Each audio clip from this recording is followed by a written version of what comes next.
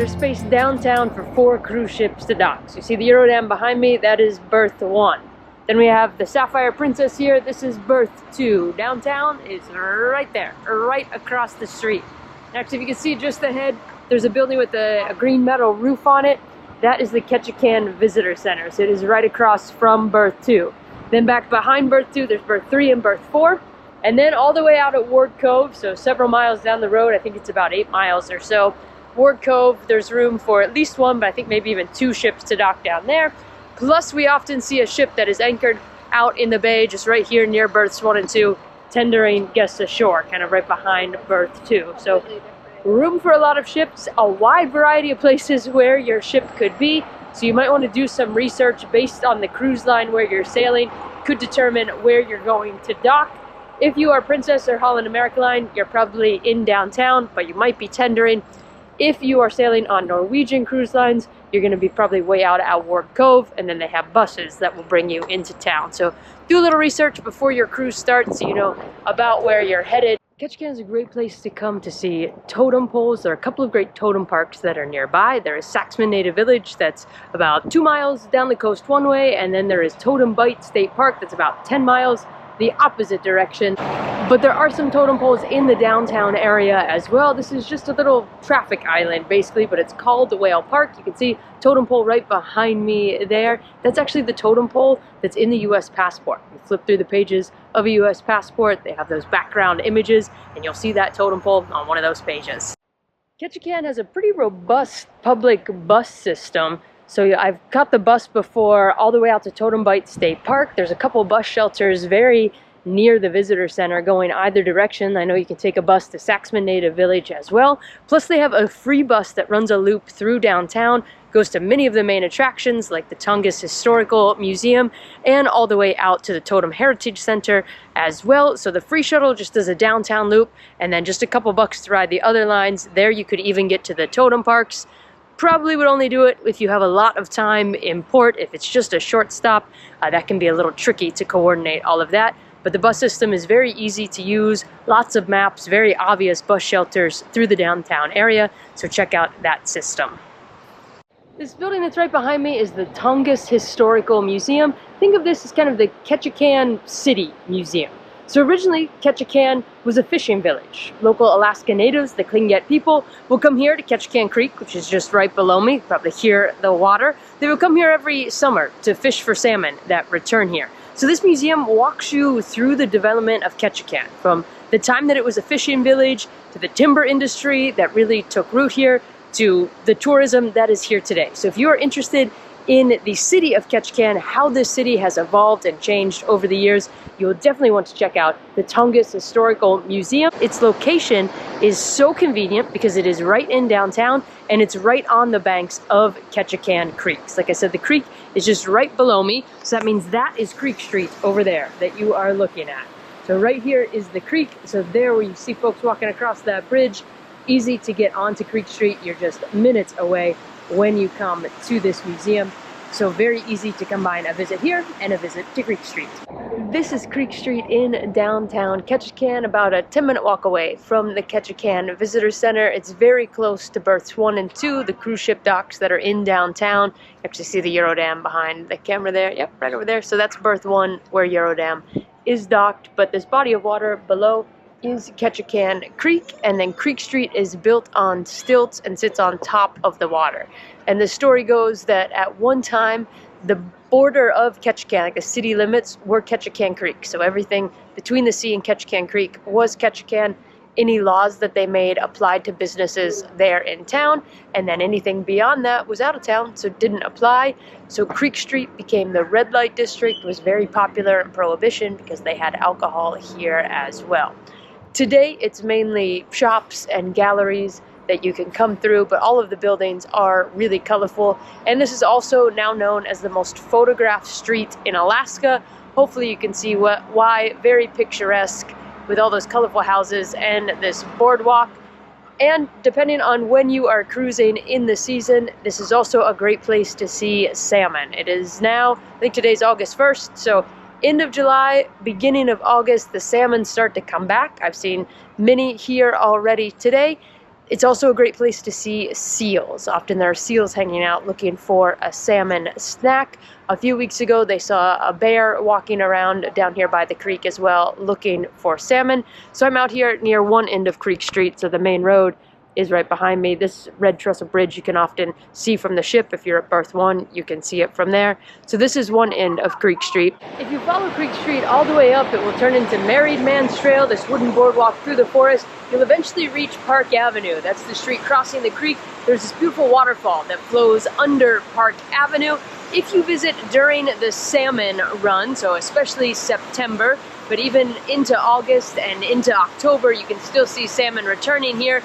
You'll see some salmon trying to make their way up that waterfall, jumping up there, headed back to where they were born so that they can spawn. There's also a fish ladder here right next to Park Avenue. So you'll see some fish opting for the fish ladder route, some trying to jump up the waterfall.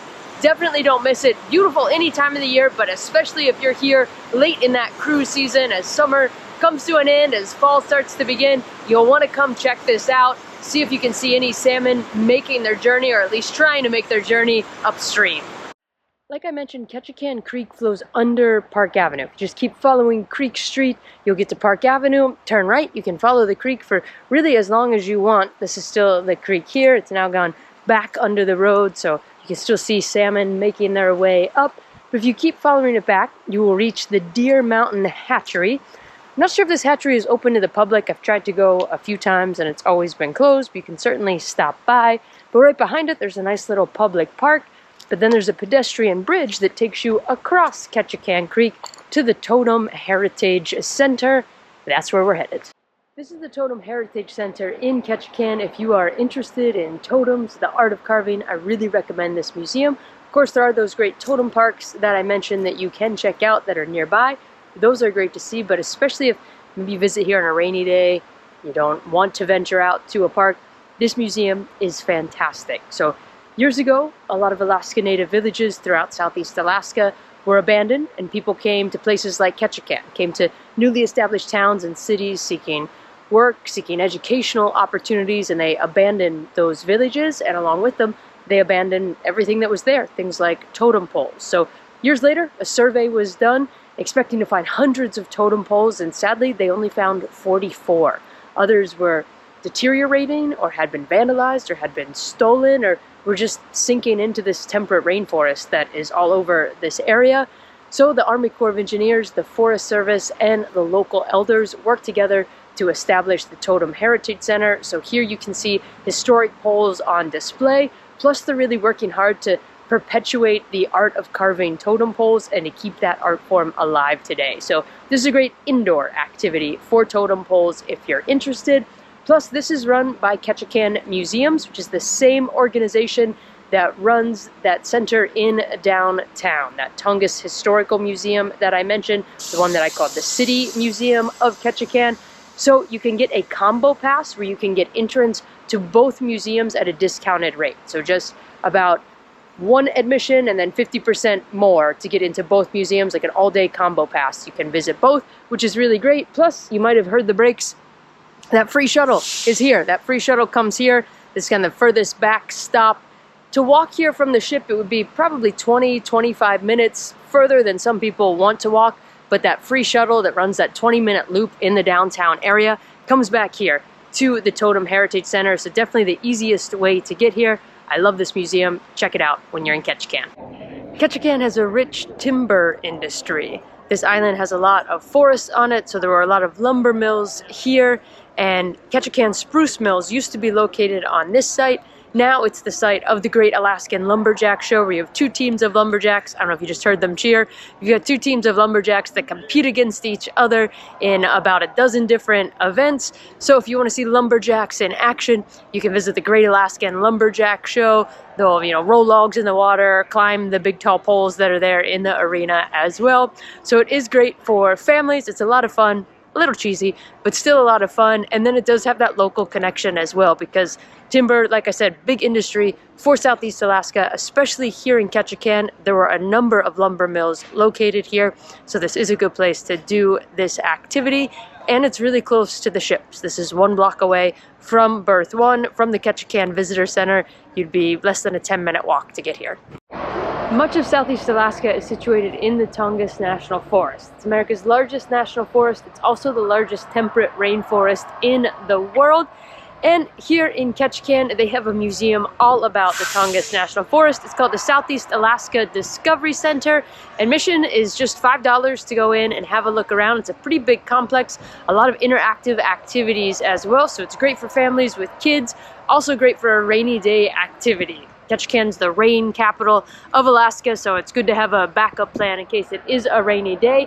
Also, fun fact with this center, if you have a public lands pass, so like the America the Beautiful pass, a lot of people call it the National Park Pass, you could have the lifetime pass, you could have the annual pass, you get in free to this museum. So it wouldn't even be $5, just bring that National Park Pass with you on your cruise vacation and you could get in free to the Southeast Alaska Discovery Center here in Ketchikan. It's very close to the cruise ship docks. That's the back of Eurodam right there, so that's the end of berth 1, and you see it's just one block in here.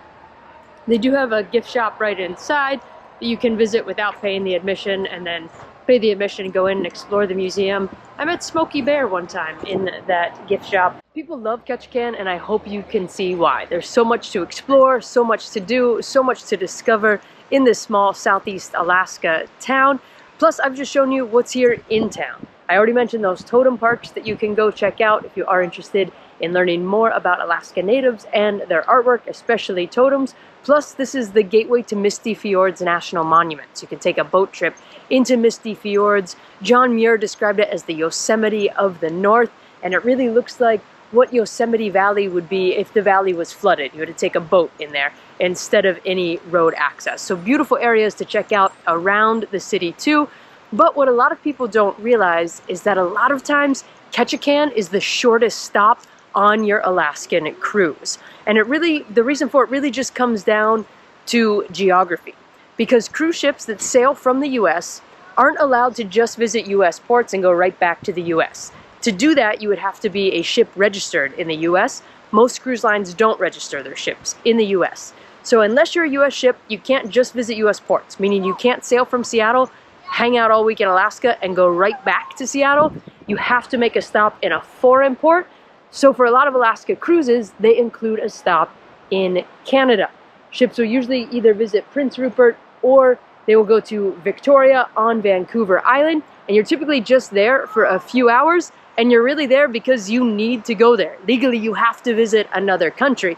But because of how far away these cities are from each other, a lot of times you just get a morning in Ketchikan, and then you spend all afternoon and evening and overnight at sea, plus all morning and afternoon the next day at sea, and then you just get an evening stop at your Canadian port. So you have two very short ports. So if you want more time in Ketchikan, I recommend looking at itineraries that sail from Vancouver, because there you're sailing from Canada, so you don't need to make that additional stop. So typically on a cruise like that, you would get most of the day in Ketchikan, then you have a full day at sea, and then you are back in Vancouver that following day. So just something to consider.